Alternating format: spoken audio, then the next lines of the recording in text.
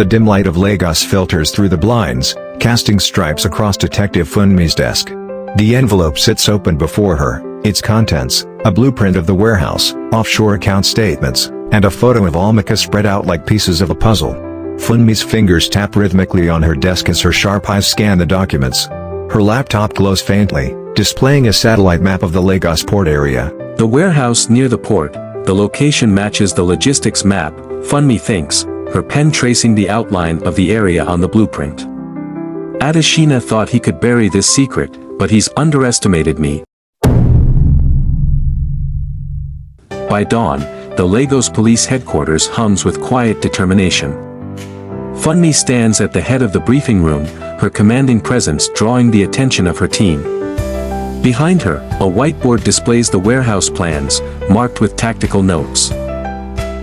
Her voice echoes in the room, clear, steady, and resolute. She knows the risks, but time isn't on their side. Weapons are loaded, bulletproof vests strapped on, and the weight of responsibility settles on every officer's shoulders. We'll need precision, speed, and absolute focus, Funmi reminds herself as she watches her team gear up. Her eyes betray a mix of determination and urgency.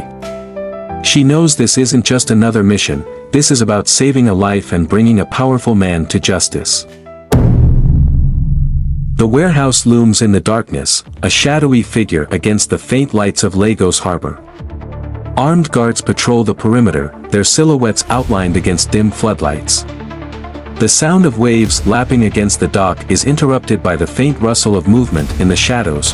Funmi leads her team with precision, moving stealthily along the edges of the compound. The air is heavy with tension, every step measured, every breath controlled. With a silent hand signal, the team splits into two groups. Seconds later, the breach begins. Inside, the chaos erupts. Gunfire rings out as guards scramble to defend their stronghold. The sound of shattering crates and shouting echoes through the cavernous space. Funmi pushes forward, her sharp instincts guiding her through the maze of shipping containers and industrial equipment. In the chaos, Dapo attempts to escape, clutching a USB drive, the key to Adeshina's empire and secrets. But Funmi is faster.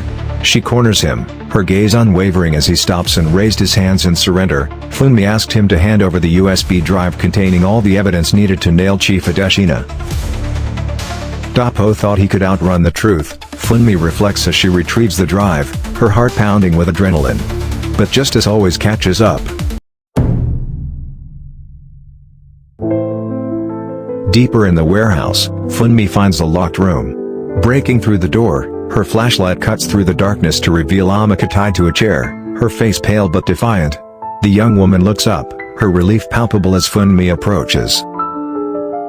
Amika was alive but weak, a testament to her willpower. Her bravery had brought her here, but it was up to me to bring her out, Funmi thinks as she unties the ropes. Amika mutters something about the USB drive being the key to exposing Adeshina's crimes, her voice hoarse but determined. Funmi nods silently, her resolve solidified.